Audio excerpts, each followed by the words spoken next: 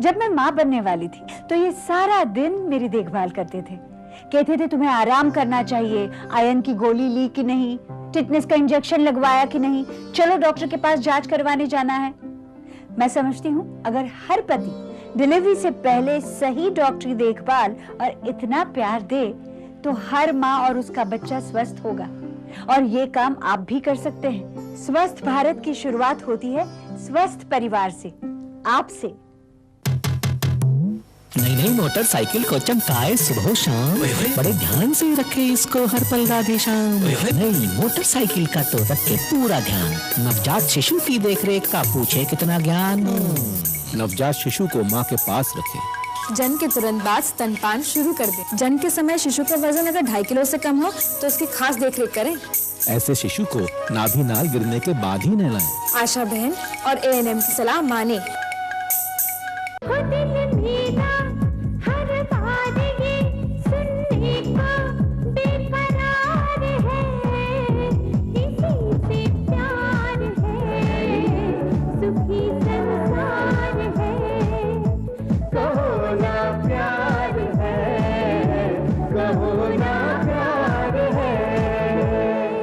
माला D गर्भ निरोधक गोलियां महिलाओं के लिए, बच्चों में अंतर रखने का आसान और सुरक्षित तरीका।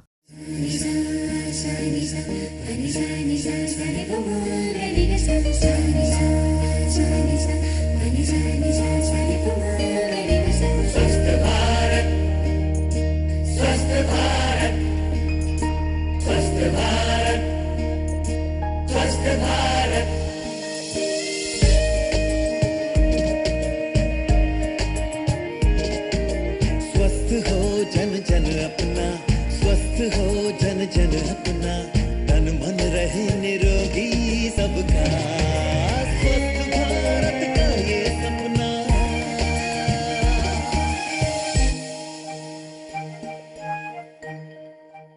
आज हम चर्चा करने वाले हैं सूक्ष्म पोषक तत्वों के अभाव के द्वारा जनित रोग। जी हाँ, माइक्रोन्यूट्रिएंट डेफिशिएंसी डिजीजेस।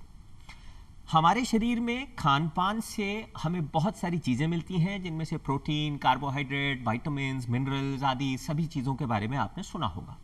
लेकिन कुछ ऐसे अति सूक्ष्म पोषक तत्व होते हैं जो हमारे शरीर के लिए उतने ही वृहद और आवश्यक होते हैं, हमारी पोषण के लिए, हमारी अच्छी ग्रोथ के लिए, जितना कि अन्य सभी। और इनकी कमी से क्या तकलीफें हो सकती हैं, ये कौन कौन से होते हैं, इसके बारे में हम विस्तार से चर्चा करेंगे।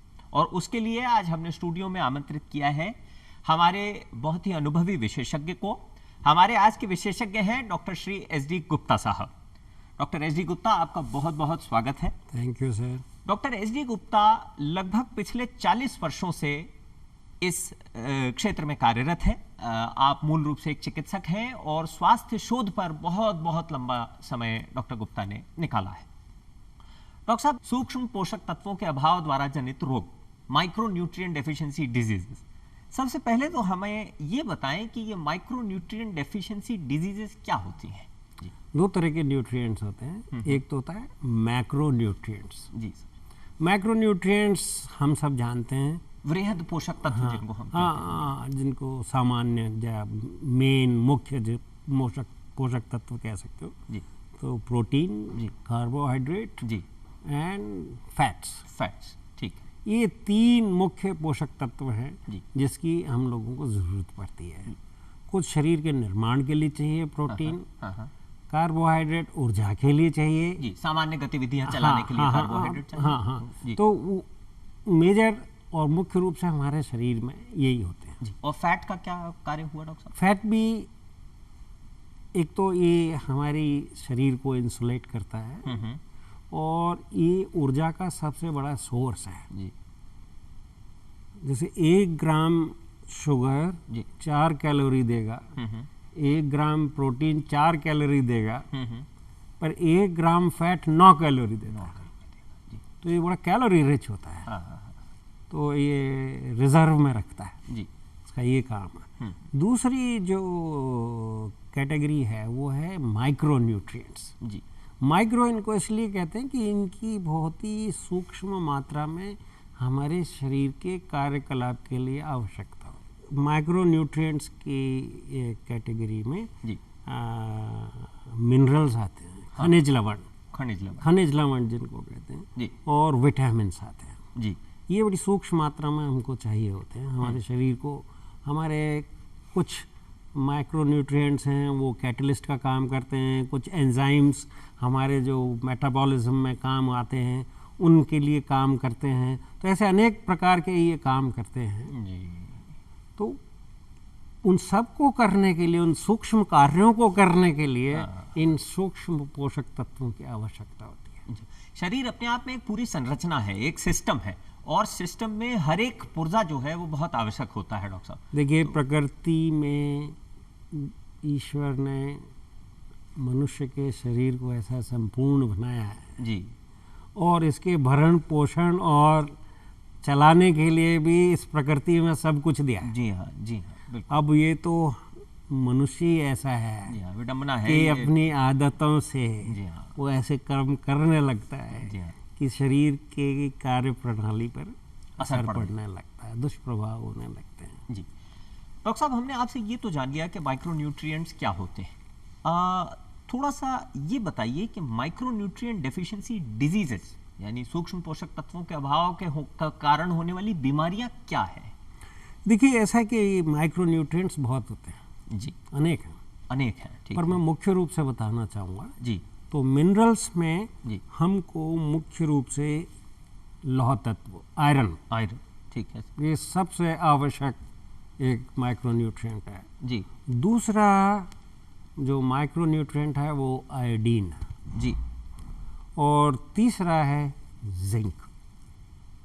ये 3 माइक्रो न्यूट्रिएंट्स बहुत आवश्यक हैं, और भी हैं, जी, पर ये 3 जो प्रमुखता से अभी सामने जिनकी समस्याएं आ रही हैं जी, वो ये हैं। जी, विटामिन्स में विटामिन ए मुख्य रूप से हमारे यहाँ दुष्प्रभाव डालता है, इसकी कमी दुष्प्रभाव डालती है। जी, तो आयरन तो मुख्य रूप से एक माइक्रो न्यूट्रिएंट है जिसकी आवश्यकता हमको होती है। जी, इसकी कमी से जी, एनीमिया होता है, जी, और आपको शायद ये मालूम होगा जी, कि हमारे देश में लगभग 60% महिलाएं हैं एनीमिया से ग्रस्त, और ये जो अडोलसेंट गर्ल्स हैं, जी, किशोरी लड़कियां हैं, जी, इनमें भी एनीमिया बहुत अधिक है। जी हाँ, इसी प्रकार से जो हमारे छोटे बच्चे हैं, 5 साल से छोटे बच्चे हैं, उनमें ये मानकर चलिए कि 3/4 बच्चों में एनीमिया। 3/4 बच्चों। इतनी विशाल समस्या है ये। आयरन की कमी। हाँ जी, अब कमी तो है वो ठीक है, उसका प्रभाव दुष्प्रभाव बहुत है। जी, खासतौर से जैसे गर्भवती जब रहती हैं महिलाएं, जी, तो पेट में बच्चा होता है, जी, तो ऑलरेडी वो एनीमिक है, हाँ, खून की कमी है, और जब उसके गर्भ होता है तो उसकी आयरन की आवश्यकता और बढ़ती चली जी हाँ, जाती क्योंकि है। भोजन को बांटने वाला कोई और जी हाँ, आ जी चुका हाँ, है। जी, तो उसकी आवश्यकता और बढ़ जाती है। जी, और देखने में ये आया है कि एनीमिया होने से जो गर्भवती महिला है उसको थकान बहुत होती है, उसके बच्चे का विकास सही नहीं होता, उसका वजन ढंग से नहीं बढ़ता, जी, और जो सबसे बड़ी बात जो देखने में आई है कि माताओं की मृत्यु दर उनमें ज़्यादा है जिनके खून की कमी या एनीमिया रहा होता है। प्रत्यक्ष रूप से या अप्रत्यक्ष रूप से जी, आयरन की कमी जी, या एनीमिया, जिसकी वजह से एनीमिया होता है, उसकी वजह से मातृ मृत्यु दर जी, बहुत अधिक होती है, इसलिए इसका बहुत महत्व है। जी, इसी प्रकार से बच्चों में अगर एनीमिया है जी, तो उनमें भी जी, शिशु मृत्यु दर जो है वो बहुत अधिक होती है। जी डॉक्टर। एक जो अभी तेजी से उभर के जो सामने आया है वो ये है कि जो हमारी किशोरी बालिकाएं हैं, जी, अब वो 15, 16, 17, 18 वर्ष तक उनकी जब विवाह होगा और वो अभी एनीमिक हैं, जी, तो शादी में ही और शादी में या गर्भ के समय जी, वो एनीमिक ही हैं शुरू से। तो आप सोचिए कि उसके स्वास्थ्य का, उसके बच्चे का स्वास्थ्य का बहुत ही एक बहुत सोचने वाली बात है। दूसरी जो माइक्रोन्यूट्रिएंट है वो है आयोडीन। जो पहाड़ी इलाके हैं ख़ास तौर से, वहाँ की जो मिट्टी जो होती है जी, वहाँ पर उसमें आयोडीन बहुत कम होती है। तो वहाँ पर पहले देखिए वो एक गोइटर हुआ करती हाँ, थी, पहले बहुत होती थी, अब कम हो गई क्योंकि घेंघा पहाड़ों में, जिसको शायद कहते हैं। हाँ जी, हाँ जी। पहाड़ों में बिना आयोडाइज सॉल्ट को बैन कर रखा है बहुत समय से। बहुत समय से इलीगल है वहाँ पर बिना आयोडाइज किए हुए सॉल्ट को बेचना। जी तो वहाँ बहुत तेज़ी से गोइटर में कमी आएगी। जी। परंतु गोइटर तो एक प्रत्यक्ष दिखने वाली समस्या है, परंतु जो और समस्याएं हैं आयोडीन की कमी से, हाँ जी हाँ जी, वो ये है कि बच्चे का विकास ढंग से नहीं होता, शारीरिक या मानसिक, शारीरिक और मानसिक दोनों विकास। और ये पाया गया है लगभग 15% IQ इंटेलिजेंस आयोडीन से संबंधित है, ऐसा शोध कहता है। ऐसा शोध कहता है। जी हाँ डॉक्टर साहब। तो आयोडीन तो बहुत आवश्यक है, बहुत ज़्यादा आवश्यक। इसलिए अगर हम ये चाहते हैं कि हमारी फ्यूचर जनरेशन उन्नत दिमाग की हो, जी, उन्नत शारीरिक स्वास्थ्य वाली हो, जी, उसके लिए आयोडीन भी एक ऐसा तत्व है जो आवश्यक है, अति आवश्यक मात्रा में है। जी हाँ। तो उनके स्वास्थ्य के लिए प्रोटीन, कार्बोहाइड्रेट, फैट्स तो बहुत ज़रूरी है। जी हमारे यहाँ तो कुपोषण बहुत बड़ी एक समस्या है, जी। परंतु उसके साथ आयोडीन भी बहुत ज़रूरी है। दर्शकों हमारे साथ बने रहिएगा, हाजिर होते हैं एक बहुत छोटे से ब्रेक के बाद, कहीं जाइएगा मत। स्वस्थ भारत का ये सपना, एक सवेरा जिसकी हर किरण आईना है स्वस्थ भारत का, एक कदम, एक निश्चय, एक आशा, एक निर्णय कि हर गांव में प्रशिक्षित स्वास्थ्य कर्मी मिले, कि हर महिला को सही प्रसव पूर्व देखरेख मिले, कि हर मां की गोद में स्वस्थ शिशु खिले, एक संकल्प कि हर गांव तक पहुंचे बेहतर स्वास्थ्य सेवाओं का सफर। भारत हो स्वास्थ्य समृद्ध, राष्ट्रीय ग्रामीण स्वास्थ्य मिशन। स्वस्थ भारत का ये सपना। स्वागत है आप सभी का एक छोटे से ब्रेक के बाद। हमारे साथ बने रहने के लिए बहुत बहुत धन्यवाद। आज हम चर्चा कर रहे हैं माइक्रोन्यूट्रिएंट डेफिशिएंसी डिजीजेस, यानी सूक्ष्म पोषक तत्वों के अभाव द्वारा जनित रोग। डॉक्टर साहब, ब्रेक पर जाने से पहले हम आयोडीन और आयरन के बारे में बात कर चुके थे, और वही बातचीत के दौरान एक शब्द आपने, एक टर्म का प्रयोग आपने किया, कुपोषण। हम सुनते बहुत हैं, सरकार समय समय पर इसके लिए योजनाएं भी चला रही है, और ये एक बहुत, मैंने देखा है कि चिकित्सकों के लिए और इस क्षेत्र में कार्य करने वालों के लिए एक बहुत अहम मुद्दा है। डॉक्टर साहब ये बताएं, ये कुपोषण क्या है? कुपोषण आयु के अनुसार अगर बच्चे का वजन नहीं है, अच्छा, तो वो कुपोषण की श्रेणी में आता है। उम्र इसमें एक बहुत बड़ी चीज है। हाँ। जी हाँ। आयु के अनुसार उसका वजन होना चाहिए। जी और कुपोषण हमारे यहाँ बहुत बड़ी समस्या है, जी। क्योंकि आप कुपोषण को ऐसे भी देख सकते हैं, अलग अलग तरीके से क्लासिफिकेशन हुए हैं। अभी जो हम काम में ले रहे हैं वो ले रहे हैं स्टैटिस्टिकल मेजर है जी। तो -3 स्टैंडर्ड डिविएशन से अगर कम है, बट मैं नहीं समझता कि हम सब लोगों को ये स्टैंडर्ड डिविएशन के उसमें जाना चाहिए जी। पर सीवियर मैल न्यूट्रिशन, जी, जो आपने बच्चों में सूखापन देखा होगा, या कई बच्चे बिल्कुल सूखे होते हैं और ये पेट बढ़ा हुआ होता है, वो सीवियरेस्ट फॉर्म ऑफ कुपोषण, माल न्यूट्रिशन, माल न्यूट्रिशन की। बाकी तो वजन कम होना, तो ये मान के चलिए कि 70 से 80 प्रतिशत तक बच्चों का वजन सामान्य जो होना चाहिए उससे कम है। कम इतनी बड़ी समस्या है। और ये क्यों है? जी। ये हमारे कैलोरीज के उपयोग, हमारे भोजन में इतनी कैलोरीज हम नहीं ले रहे हैं, बच्चों को नहीं दे रहे हैं, इसलिए ये कुपोषण। तो कैलोरीज की कमी की वजह से ये कुपोषण। जी डॉक्टर। प्रोटीन की कमी से ये कुपोषण है। ये दो बातें मुख्य हैं। मैं आपको एक बात कहना चाहता हूँ, ये बहुत आसान तरीका है कुपोषण से बचने का। कुपोषित बच्चे का एक तो उनमें क्या है कि मृत्यु बहुत होती है और उनका स्वास्थ्य भी ठीक नहीं रहता और अक्सर उनमें बीमारियां अधिक होती हैं, जैसे दस्त है वो बहुत होते हैं, जैसे निमोनिया है वो बहुत होगा, खसरा है वो होगा, और यही कारण बन जाते हैं आगे उसकी मृत्यु का। तो अगर हम जब बच्चा हमारे पास अस्पताल में आता है तो हम दस्त का इलाज कर देते हैं या निमोनिया का इलाज कर देते हैं, पर उसके कुपोषण का कभी ध्यान नहीं देते। यानी मूल कारण जो है वो रह जाता है और जो उससे होने वाले अन्य जनित रोग हैं उनको हम एड्रेस कर लेते हैं, जबकि आवश्यकता मूल कारण में जाने की है। ये मान कर चलिए कि कुपोषण दवाइयों से ठीक नहीं हो सकता, ये तो केवल भोजन से ही ठीक हो सकता है। उचित और अच्छा आप उन बीमारियों का इलाज करिए जी, परंतु जब तक आप उसका पोषण ठीक नहीं करेंगे जब तक ये समस्या बनी रहेगी। तो ये बहुत आवश्यक है जी। तो जो मैं आपको पहले बता रहा था ना, मैक्रो न्यूट्रिएंट्स, जी, प्रोटीन एंड कार्बोहाइड्रेट, कैलोरीज, वो बहुत आवश्यक है, इसलिए बहुत आवश्यक है, शरीर के निर्माण के लिए वो बहुत आवश्यक है। डॉक्टर साहब ये बताइए, आपने इतने सारे पोषक तत्व जो हैं सूक्ष्म उनके बारे में बात की, कौन सा आहार लिया जाए और इन सूक्ष्म पोषक तत्वों की विशेषकर जो है कमी पूरी करने के लिए क्या भोजन या किस माध्यम से इसको पूरा किया जाए?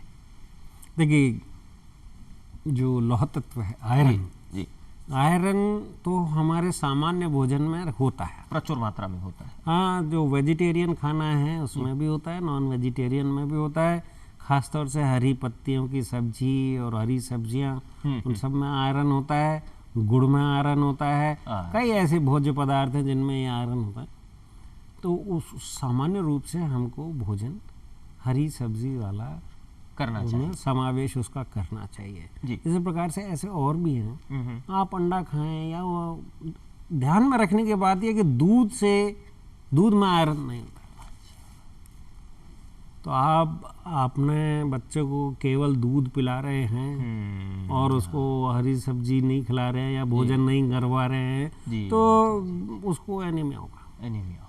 जैसे आयरन के लिए अभी सरकार वैसे तो गर्भवती महिलाओं को आयरन की गोलियां देती है, मुफ्त में देती है, फ्री है। अभी सरकार ने एक योजना शुरू करी है कि जो गेहूं का आटा है उसका फोर्टिफिकेशन करना शुरू किया है आयरन से। जी हाँ।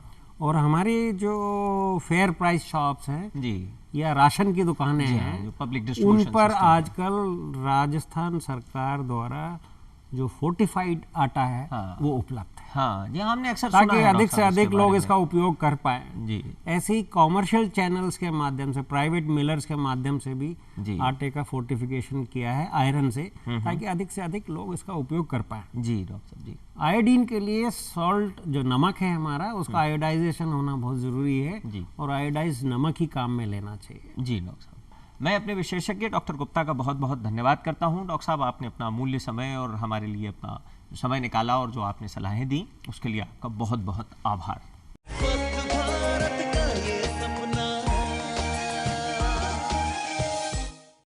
सांस का हर घूंट जब लगता जहर, जिंदगी एक ठूंठ पतझड़ का कहर, छिन गए इस काफिले के दीप सब, रात ऐसी रात जिसकी ना सहर। जी हां, हम बात कर रहे हैं धौलपुर की सुनीता की, जिसने हर मुसीबत झेलकर भी अपना वजूद कायम रखा और समाज में एक अलग पहचान बनाई। ये है सुनीता। सुनीता एक भरी पूरी गृहस्थी की मालकिन थी। ट्रक ड्राइवर पति के साथ सुख सुविधा पूर्वक चल रही गृहस्थी को जैसे किसी की नजर लग गई। पति ने संयम खोया तो दंड पत्नी को भी भोगना पड़ा। पति से HIV पॉजिटिव यानी एड्स का रोग सुनीता को भी मिला। परिणाम, 2 बच्चे भी HIV पॉजिटिव। समय की मार, पति और बच्चे दोनों चल बसे। रह गई सुनीता। लेकिन ये कहानी और कहानियों से अलग है। निर्दोष सुनीता को सहारा दिया उसके परिवार ने और समाज ने। उसे कभी भी दोषी या हेय दृष्टि से नहीं देखा गया, बल्कि साथ दिया परिवार ने और हौसला बढ़ाया समाज ने। सुनीता ने भी HIV पॉजिटिव होने पर हिम्मत नहीं हारी, बल्कि उसने शुरू किया एक ऐसा अभियान जो सामान्य व्यक्ति कल्पना भी नहीं कर सकता। आज सुनीता सामान्य चिकित्सालय धौलपुर में HIV सलाहकार के रूप में लोगों का मार्गदर्शन कर रही है, ताकि और लोग एड्स की चपेट में न आएं। सुनीता के कार्य से उसके अस्पताल के सहयोगी भी बहुत खुश हैं। आज सुनीता लोगों के लिए एक मिसाल है, चाहे घर के सामान्य कामकाज हो या समाज के प्रति जिम्मेदारी। सुनीता दोनों जिम्मेदारियों को बखूबी निभा रही है। धौलपुर देश के गहन पिछड़े क्षेत्रों में से एक है, पर इतने पिछड़े क्षेत्र के समाज ने भी आज के सभ्य पढ़े लिखे समाज को पीछे छोड़ दिया है। सुनीता के साथ खड़े होकर आज पूरा समाज सुनीता का परिवार है। मेरा नाम सुनीता है और मेरे पति ट्रक ड्राइवर थे। वो कभी कभी बम्बई पूना चले जाते थे, तो किसी महिला के साथ पता नहीं संबंध किया, उसकी वजह से हमारी शादी हुई। उसके बाद में फिर हमें तो मालूम नहीं था कि ये HIV क्या है क्या नहीं है, कुछ इतना मतलब जागरूकता है ही नहीं हमारे पास। उसके बाद में हमारे भी ये संक्रमित HIV हो गया और बच्चे भी हमारी इसी से डेथ हो गई, बच्चों की दोनों की। उसके बाद में भी पति की भी हो गई। अब मैं भी अभी इतना दुखी हूँ, फिर भी मैं चाहती हूँ कि मेरी जैसी बहना जैसे मेरा जैसा किसी का ना हो, और मैं चाहती हूँ कि उन बहना को भी ऐसे जागरूकता दूंगी जैसे अपने पति के अपने से किसी और के संबंध में नहीं आने दें।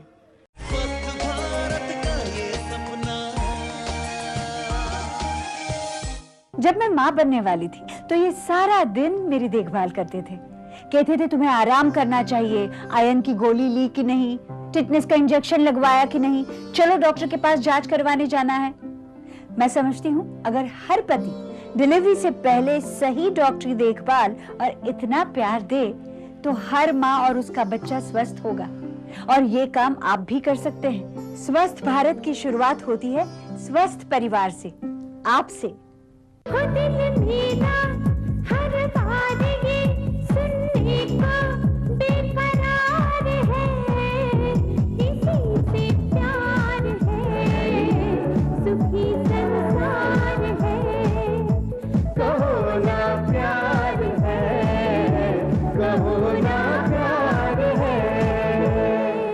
माला डी गर्भ निरोधक गोलियां महिलाओं के लिए बच्चों में अंतर रखने का आसान और सुरक्षित तरीका।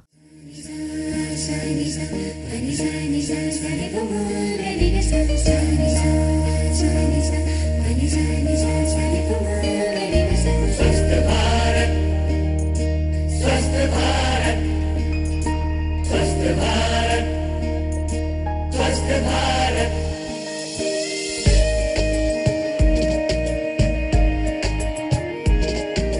स्वस्थ हो जन जन अपना, स्वस्थ हो जन जन अपना।